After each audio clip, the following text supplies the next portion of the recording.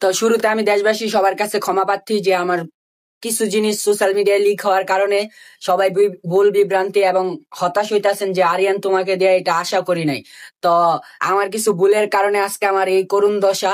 তো আপনারা কেউ নিরাশ হইবেন না, যে অপবাদগুলো আমার নামে দেওয়া হয়েছে, যে পুলিশি তদন্তে চাঞ্চল্যকর তথ্য আইছে। কোন পুলিশে তদন্ত করছে? প্রশাসনের নাম ভাঙ্গায় জিন কিছু সংখ্যক মিডিয়া জিন এই কাজটা করলো। কোন চ্যানেল থেকে পাইছে যে আমি আমার নিজের ভিডিও নিজে লিক করছি, আমাদের নিজের ভিডিও প্রচারণা পাওয়ার জন্য?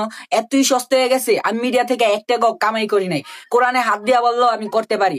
আর সেকেন্ড কথা হলো, যে বিষয়গুলো নিয়ে মানে চাঞ্চল্যকর অনেক ফেক পেজ ফেক বিষয় মানে হুদাই না জানি না আমি সুইসাইড নামক নাটক করছি। আপনারা যারা আইসিইউতে মানে বাংলার মানুষ জানে ভাই আইসিইউতে কারা যায়, ভাই আইসিইউতে কোন পেশেন্ট গুলা যায় ওইটাই। আর আমি যে হসপিটালে ভর্তি ছিলাম ওই হসপিটালে গিয়া তদন্ত করুক। আর আমি জাতির উদ্দেশ্যে জানতে চাই যে যারা আমারে ভুল বুঝতেছেন যে কোন হসপিটালে আমি ছিলাম ওইটাও জানাক, যে যে পুলিশে তদন্ত করছে তারপরে যে শাস্তি দিব জনসম্মুখে। আমি 100 জুতার বাড়ি নিয়ে আমি অনলাইন জগৎ ছাইরা দেবো।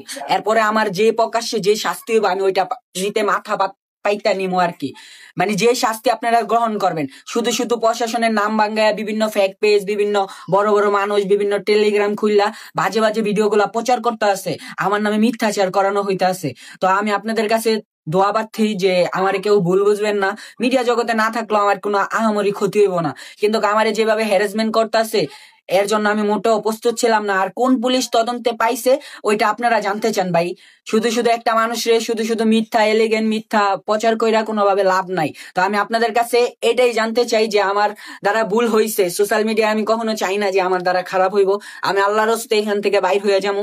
কিন্তু শুধু শুধু মিথ্যাচার মিথ্যা ভিডিও আমি প্রচারণা পাওয়ার জন্য, ভিডিও করার জন্য, ভিউ পাওয়ার জন্য, ভাই আমার ভিউ কি নাই? আমি চাইলেই কিন্তু আগে থেকে বউ নিয়ে কাপল ব্লগ বানাইতে পারতাম, কাপল ভিডিও বানাইতে পারতাম। তো এটা না, তো সবাই আমার ক্ষমার দৃষ্টিতে দেখবেন। আর কখনো দেখবেন না, এই বিষয়টা আমি ক্লিয়ার করলাম। কোন পুলিশ কোন ওসি যে এটা তদন্ত করে পাইছে আমি ওইটা জানতে চাই দেশবাসীর কাছে। পরে যেই বিচার হইব আপনারা আমার প্রকাশ্যে জুতার বাড়ি দিয়ে আমি অনলাইন থেকে বিতাড়িত হব।